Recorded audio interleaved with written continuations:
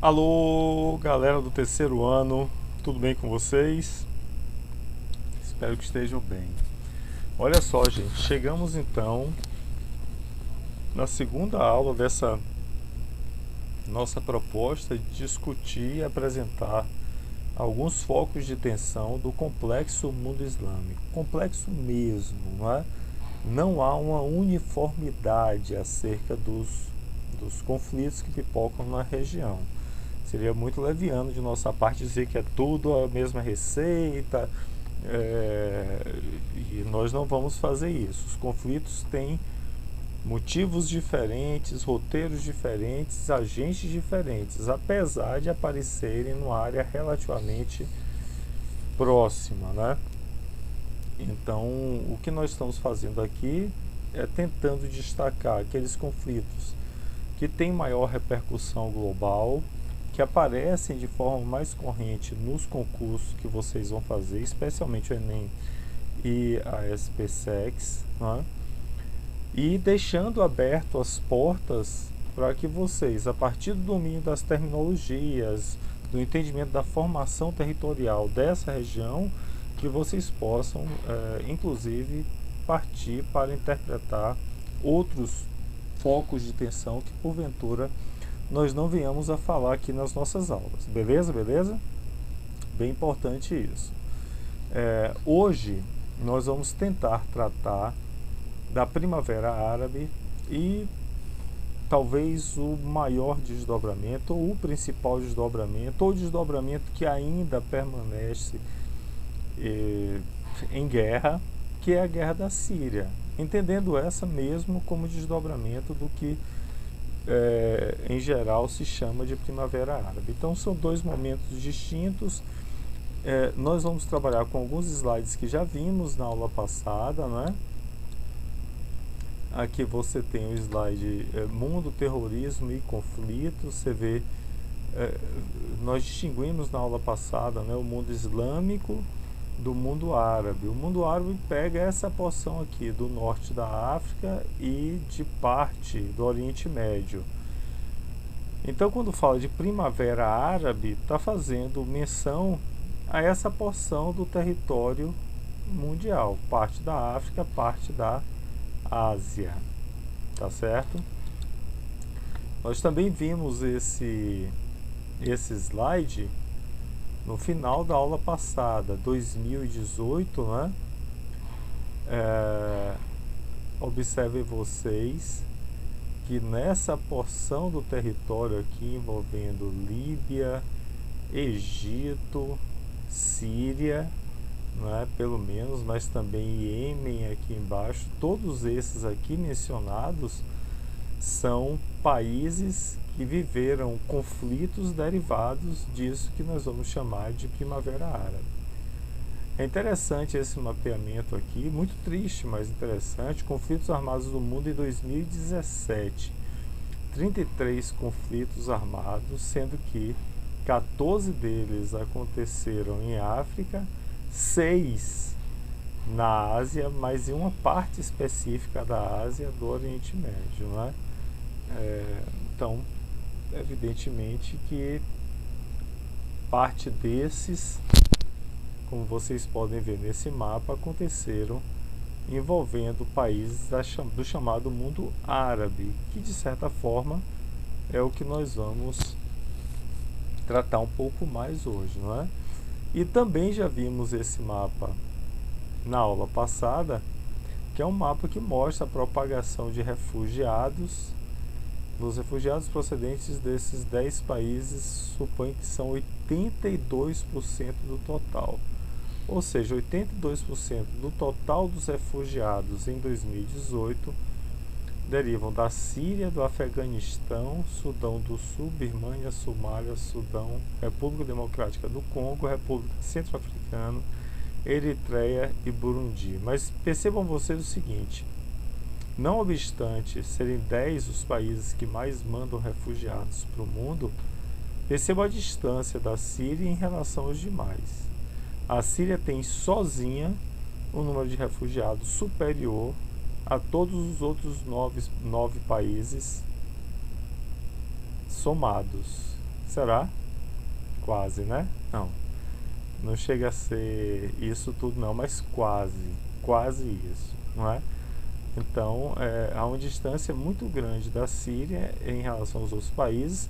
Não é à toa que podemos dizer com segurança que a Síria, na última década, em função da guerra civil que existe lá, é a maior propagadora, repulsora de imigrantes em condição de refugiados do mundo.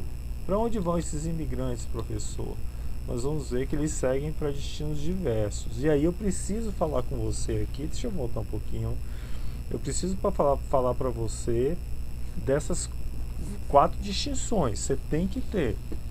Primeiro, o cidadão que sai do seu local de moradia em função de um conflito, porque ficando lá ele pode morrer, ele é um deslocado interno. O número de deslocados internos é muito grande. A pessoa que se desloca dentro do próprio país em busca de uma guarita, de um lugar que ele possa ter a sua vida protegida. Deslocado interno, então, é a primeira condição. A pessoa que sai do seu país e busca refúgio em outro país, antes de ser considerado refugiado, ele é solicitante de asilo ou de refúgio, não é? E aí depois sim pode ser concedida a ele a condição de refugiado, não é? Porque dos países signatários da ONU, se você considera que a pessoa que chegou no seu território é refugiado, você é obrigado a dar proteção a esse indivíduo, não é? A essa pessoa.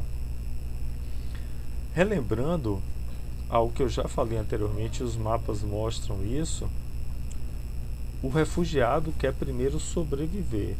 Então, é natural que se os conflitos que produzem refugiados, eles são mais intensos no sul, lembrando daquela divisão norte-sul, nos países do sul, é natural que o número maior de refugiados, inclusive de campos de concentração, também estejam nos países do sul.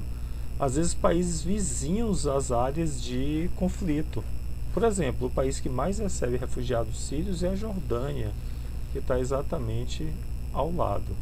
Como nós vamos ver adiante, não é?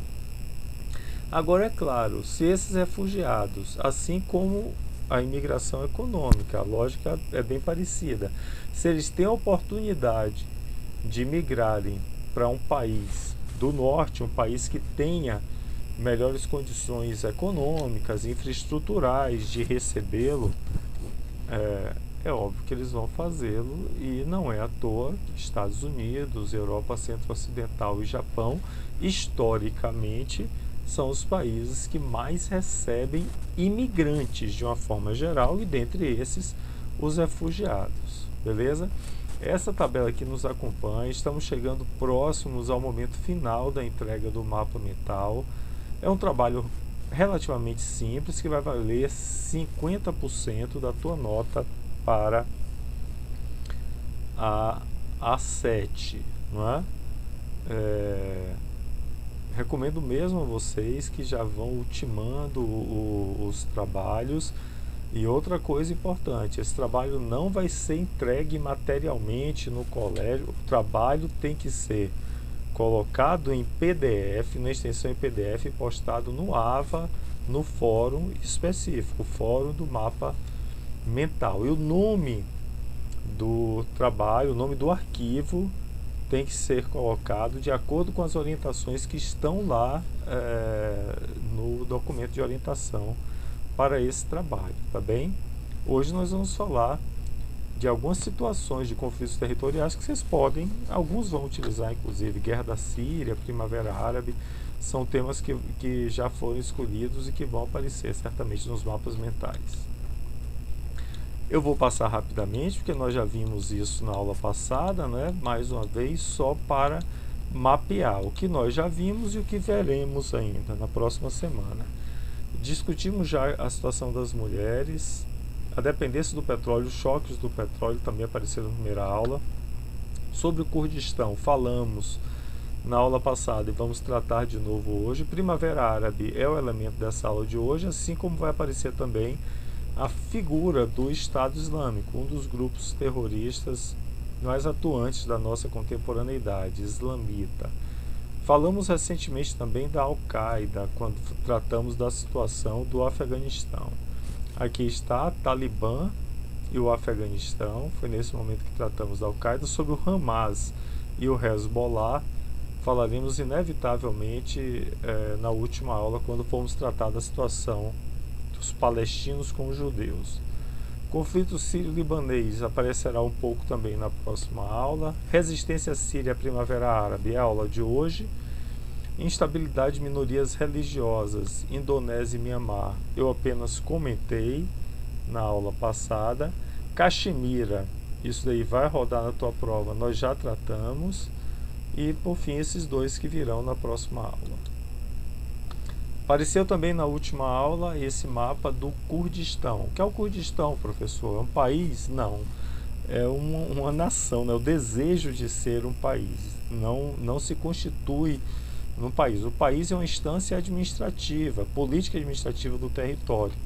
Então aqui, nas fronteiras entre os países do Irã, Iraque, Síria e Turquia, principalmente, está distribuído um povo, uma minoria étnica, o chamado os curdos, que tem a imagem dos curdos, que ocupam esse território secularmente, mas não constituem um país. É o maior povo apátrida do mundo, o maior povo sem uma pátria, sem um país do mundo, não é?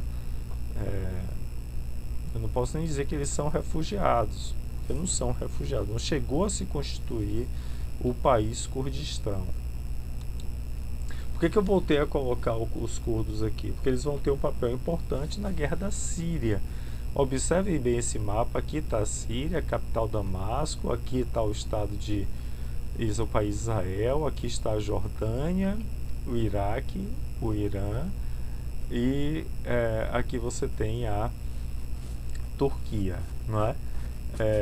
Esses países estão enredados no conflito com a Síria. É importante que nós tenhamos essa noção. Pois bem, aqui tem um mapa que nós usamos bastante, é um mapa para nós conversarmos sobre Primavera Árabe. Então, o princípio da nossa conversa, vocês podem perceber que a Síria é um dos países que está, desculpem, pintado aqui como um país que vive um cenário de tensão, de conflito derivado da Primavera Árabe. Você vê que todos eles houve algum tipo de protesto. Alguns, governo derrubado, desordem civil sustentada e mudanças governamentais, protestos com mudanças governamentais, grandes protestos, esses que estão de cor mais clara, um ocre, protestos menores, não é? Então percebam que os movimentos tomaram efetivamente todo o norte da África, a África setentrional e boa parte da Península Arábica, que é exatamente por onde se dispersa o povo árabe, não é? Por isso Primavera Árabe. O que é a Primavera Árabe? Então esse é o momento talvez mais importante da aula nessa instância aqui, não é? Sobre a Primavera Árabe. A ideia de primavera inicialmente tem dois sentidos. Começou na primavera no mundo árabe. Poderia até ser isso, mas não é. A primavera é a ideia do florescer depois de um longo inverno, né? A primavera é a estação que vem depois do inverno. A primavera dos povos, então tem esse sentido, né? A primavera seria romper de um passado infernal para uma situação nova e melhor. A priori é essa a ideia. E árabe por conta da localização que nós já falamos. Esse movimento da Primavera Árabe começa num pequeno país, na capital da Tunísia, em Tunis, com esse cidadão aqui, não é?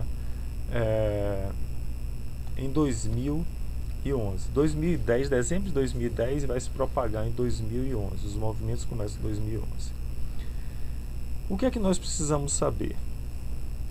Primeiro, esses países do norte da África e do Oriente Médio eles estão visceralmente ligados à Europa, que está aqui em cima, inclusive, especialmente economicamente.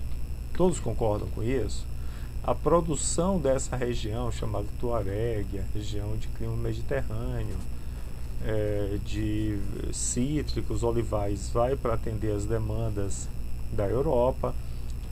Daqui partem gasodutos, oleodutos que alimentam também a Europa. Ao longo das últimas décadas, esses países enfrentaram longas ditaduras, sistemas autocráticos e, de alguma forma, os europeus não se intrometeram. As relações econômicas eram cordiais, os problemas aconteciam envolvendo a população interna desses países, e ainda que houvesse pelo mundo ocidental um discurso de rejeição a movimentos ditatoriais, mas não havia efetivamente uma ação nesses países. Vá acompanhando que eu estou colocando as peças do quebra-cabeça.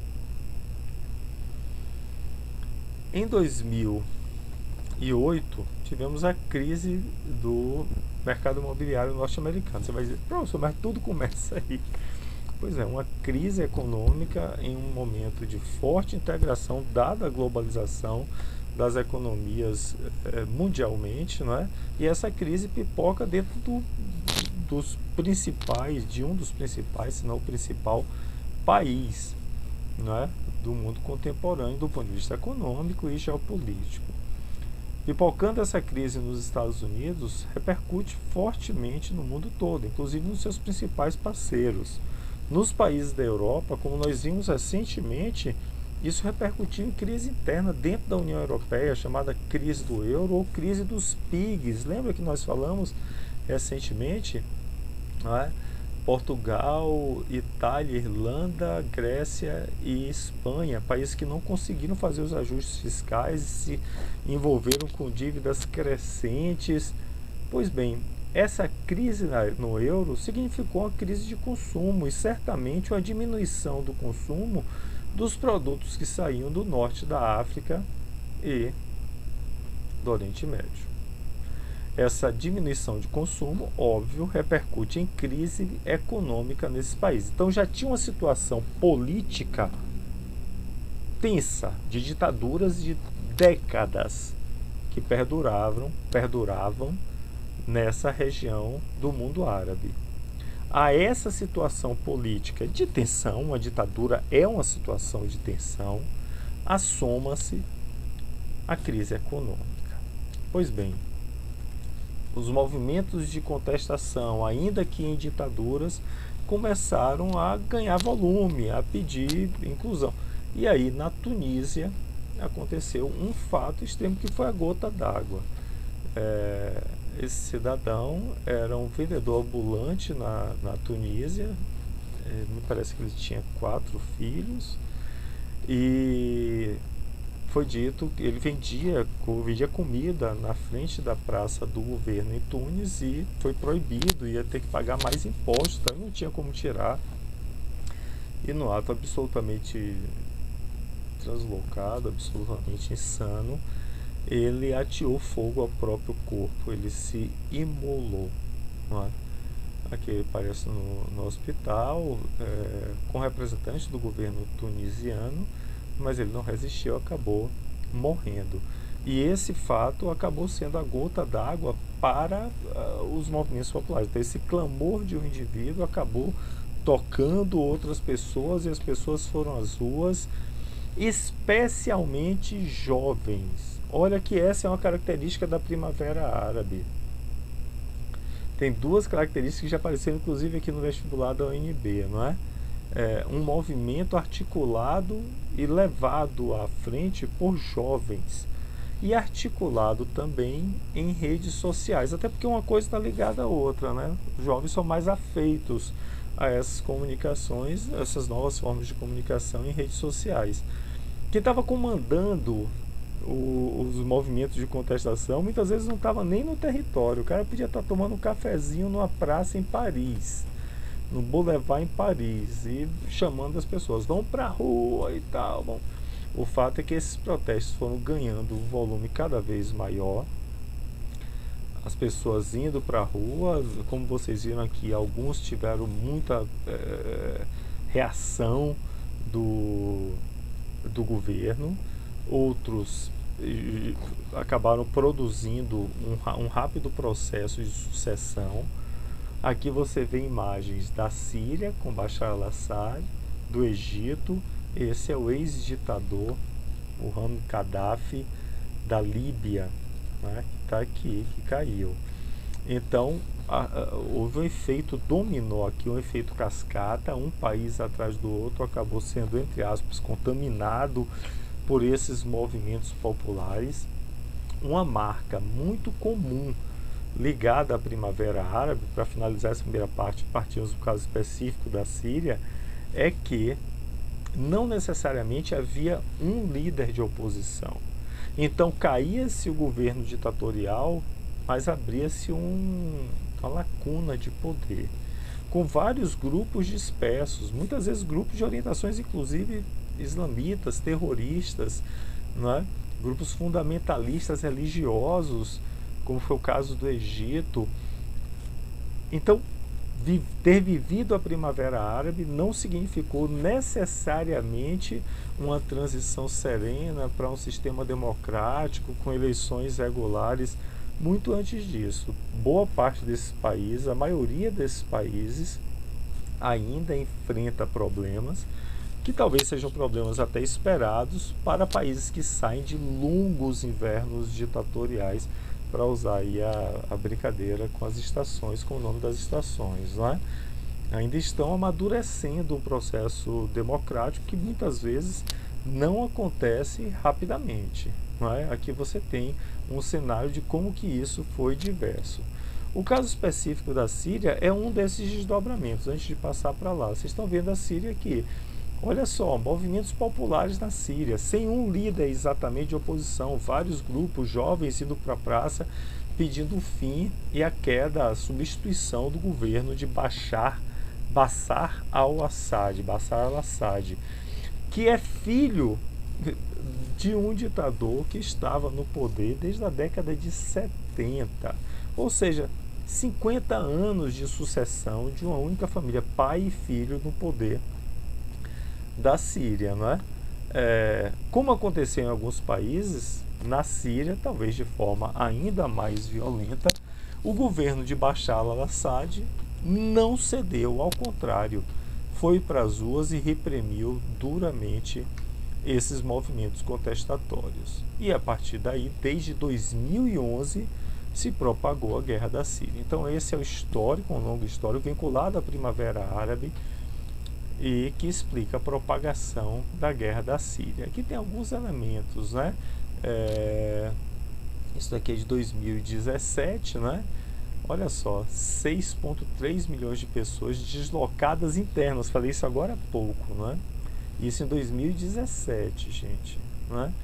13 milhões de pessoas que necessitam de ajuda humanitária, cerca de 5 milhões de pessoas refugiados. Para onde, professor? Líbano, Jordânia, Turquia, Iraque, Egito, Norte da África. Todos esses aqui são países do entorno, como eu falei. O refugiado, o cidadão que sai do país, porque se ficar vai morrer, ele procura primeiro a sobrevivência, e alguns foram para a União Europeia. Um volume grande foi também para a União Europeia, né? Aqui você tem a injeção de capital, de ajuda financeira para a reconstrução, mesmo em guerra, né? Ajuda humanitária dentro e fora da Síria, inclusive para a construção de campos de refugiados nesses países do entorno, não é? Eu vou colocar dois mapas aqui, percebam vocês, esse e o próximo. Então são dois mapas da Síria que aparecem em diferentes momentos, né? Esse mapa aqui mais no início do processo, né? Da tensão, não é exatamente no início não, mas você tem aqui por volta de 2015, 2016. e depois o outro já mais atual de 2019, para vocês verem como que progrediu, como que as tensões permanecem, não é? Vamos falar primeiro desse daqui, e aí eu preciso identificar para vocês quem é que participa do conflito da Síria, quais são os interesses de cada um desses agentes, né? Lembra que essa é uma das propostas do nosso mapa mental? Nós construímos a história e aí agora vamos identificar quais são os agentes ou os grupos que participam desse conflito. Esse mapa aqui é muito educativo, pelo menos para entender as intervenções internas, elas não bastam por aqui. Então, de imediato, você pode pensar que tem o grupo do governo, o governo da Síria, o governo de Bashar al-Assad, e o grupo dos rebeldes, né? Os rebeldes assim chamados, aqueles que estavam vinculados estão vinculados ao desejo da queda do governo, desde dos movimentos da Primavera Árabe, quando tenta acabar com o derramamento de sangue provocado pela guerra civil. Isso aqui foi uma tentativa de acordo de paz, que de fato acabou não se realizando. Mas vamos lá, vou chegar adiante nisso aí. Para mim, o que me interessa aqui agora é entender alguns elementos aqui, não é? Primeiro, os grupos rebeldes da Primavera Árabe, os grupos de contestação desses governos ditatoriais, por conta de terem um discurso, inclusive humanitário, né, de queda de governos ditatoriais, sistemas democráticos, receberam apoio dos Estados Unidos e de países aliados da Europa. Ah, professor, mas alguns desses grupos são terroristas. Pois é. O que guarda em si uma certa contradição. Então você já vê aí participação, influência de elementos externos. A gente poderia pensar França, Reino Unido, mas principalmente Estados Unidos, apoiando os grupos rebeldes. O governo sírio, então, está na água, professor. Ele não vai encontrar apoio para resistir. Encontrou um forte apoio, retomando meio que um cenário de ordem bipolar, o apoio da Rússia. A Rússia tem um interesse tremendo na Síria.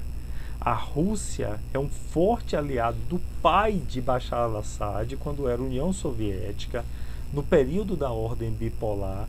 Lembra aquela história que eu tenho repetido aqui, que a Rússia não tem grande saída para mares quentes? Pois bem, o porto de Tartus, no norte da Síria, é um porto que tem navios russos. A Rússia usa e tem um interesse, tem uma aproximação geopolítica com a família Assad desde há muito tempo. Então, externamente, você já tem aí dois grupos opostos, não é? Um grupo que apoia os rebeldes e um país, outro, que apoia, lembrando que Rússia é do P5, né, da ONU também, apoia o governo de Bashar al-Assad. Internamente, ou melhor dizendo, na região, você meio que vai ter uma aproximação de um lado e do outro a partir dessa articulação externa. Países que são aliados dos Estados Unidos, como a Arábia Saudita, o Iraque, que estava ocupado pelos Estados Unidos, e a própria Turquia, permanecem como grupos de apoio aos rebeldes, à queda do governo de Bashar al-Assad. Por outro lado, Irã e parte do Líbano, que o Irã tem um governo, tem uma população xiita, tem um controle xiita, não é isso? O Líbano tem um grupo extremista, o Hezbollah, que também tem orientação xiita. E o Bashar al-Assad é de uma família chamada, de um grupo religioso alauíta, que é um desdobramento dos xiitas. Então o Irã tem interesse de formar um arco xiita entre Líbano, Síria e o próprio Irã, nessa região centro-norte do Oriente Médio, não é? Então, com articulações internas aqui. É bom lembrar que a Turquia vive uma grande fronteira com a Síria, não é? E não obstante ter essa grande fronteira, é também um ponto de contato com a Europa. Então, muitos sírios que buscam a Europa buscam através dos caminhos da Turquia. Mais a mais, toda essa parte da fronteira turca com a Síria é ocupada por um povo. Quem é o povo que nós já estudamos? Os curdos. Os curdos, não é? Estão percebendo aí como é complexa essa guerra?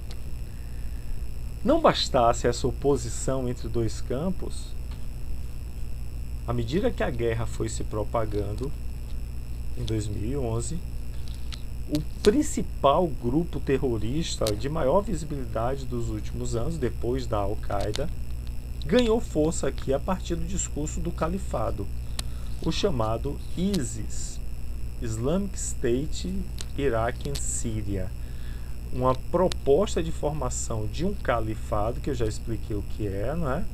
Aqui no norte do Iraque e da Síria, chamada região do Levante. Gente, então teve um elemento externo aí, porque o Estado Islâmico, e vocês podem ver que nesse momento aqui, olha a área de influência do Estado Islâmico, imensa, não é? O Estado Islâmico, ele não é nem a favor dos rebeldes, nem a favor do governo. Ele quer formar o seu próprio Estado Islâmico, né? Seu próprio Estado.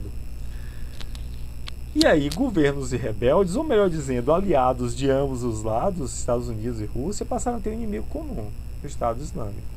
E lançaram uma ofensiva contra o Estado Islâmico. Não é? Nessa ofensiva, imaginem vocês se os norte-americanos iam arriscar botar soldados norte-americanos para entrar no território e tomar tiro no deserto. Não. Eles armaram os curdos, treinaram para que os curdos avançassem e debelassem o Estado Islâmico dessa região. Percebam só como que há nuances nesse conflito, não é?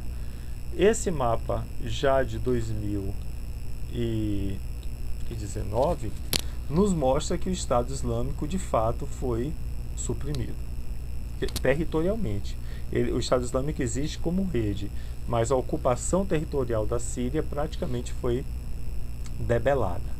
Os curdos ampliaram o seu poder e tomaram toda essa região norte da Síria.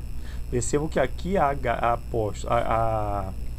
campos de gás e de petróleo. Aqui, não é? O governo sírio aumentou o seu domínio, se expandiu e aumentou seus domínios. Como vocês podem ver, olha o governo em que situação que estava em determinado momento, praticamente só controlando Damasco e Homs. Alepo tinha perdido, não é? Aqui o governo voltou a ganhar força, não é? E os grupos rebeldes praticamente se restringem a alguns poucos espaços, perdendo força. Por outro lado, há grupos jihadistas. O que é jihad? Jihad é a guerra pela fé, a guerra da conversão, é a guerra sagrada, né? E a gente fala dos grupos jihadistas, aqueles grupos que partem para ofensivas bélicas a partir do discurso religioso, né? São grupos extremistas. Você vê que existem grupos jihadistas nas áreas dos rebeldes, como vocês podem ver aqui, nas áreas ocupadas. Então, entre os rebeldes que querem a queda do governo de Bashar al-Assad, há grupos jihadistas. E aqui em cima, na fronteira com a Turquia, como vocês podem ver, rebeldes sírios protegidos pelas forças turcas e uma zona proposta pela Turquia, uma zona de fronteira onde não deverá haver combate e tensão, não é? A situação ainda é irresoluta, a situação atual é de tensão ainda, né? Há contestação, há conflito e os números confirmam isso. Aqui eu vou colocar só mais duas imagens para nós finalizarmos a aula. Síria está aqui, países que apoiam o governo sírio, como eu falei, Estados Unidos, França, Reino Unido, Turquia, regionalmente, poderia aparecer aqui Arábia Saudita, também não seria nenhum exagero, né, por conta dessa aproximação com os Estados Unidos. Países que apoiam o governo sírio, olha aqui, Rússia, como eu falei, e Irã. Então, regionalmente você teria Turquia de um lado, Irã do outro. Internacionalmente, Rússia de um lado, Estados Unidos do outro. Assim, de uma forma bem simplória, não é?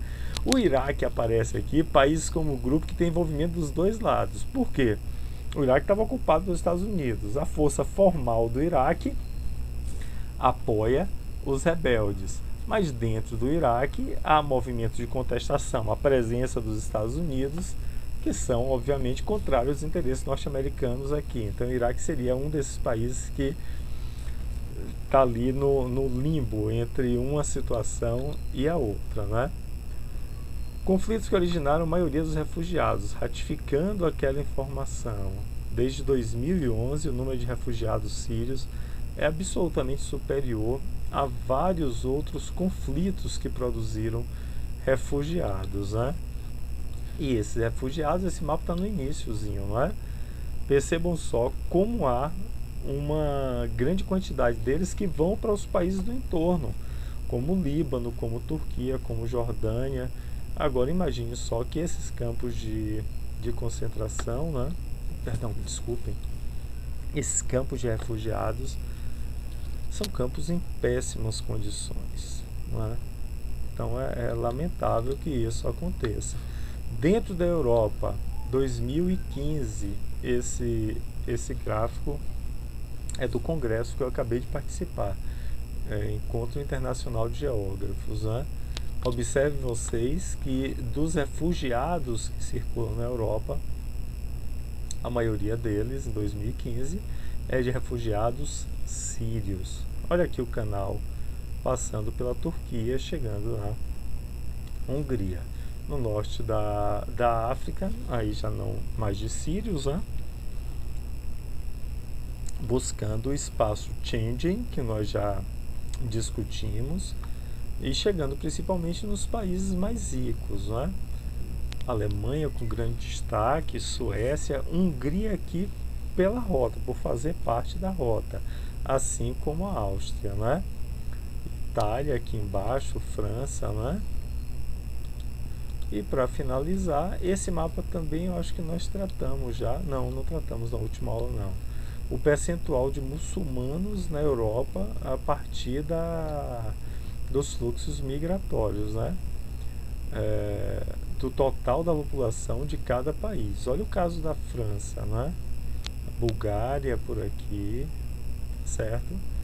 São países que tiveram, o caso da Suécia, os países que receberam muitos refugiados, tanto do norte da África como da Síria, por exemplo, são refugiados predominantemente muçulmanos que professam fé no islamismo. Galera, é isso. Eu queria que vocês ficassem atentos. Então, a Primavera Árabe não tem um único desdobramento, apesar da origem dos movimentos ser muito similar, mas não tem um único desdobramento. Os desdobramentos são diversos, né? E no caso da Síria, e que talvez seja a principal guerra civil do mundo hoje, né? A que produz mais mortes, mais refugiados. Como que é complexo, como que o entendimento da guerra não passa apenas por um olhar focal na Síria, como que passa por um olhar mais abrangente, inclusive de interesses geopolíticos externos, não é? Na próxima aula nós vamos falar de um outro conflito, lamentavelmente duradouro, de séculos, mas que se recrudesceu após a Segunda Guerra Mundial. Eu estou falando do conflito entre judeus e muçulmanos no Estado de Israel com o território palestino. Valeu, gente! Beijo para vocês, nos vemos adiante.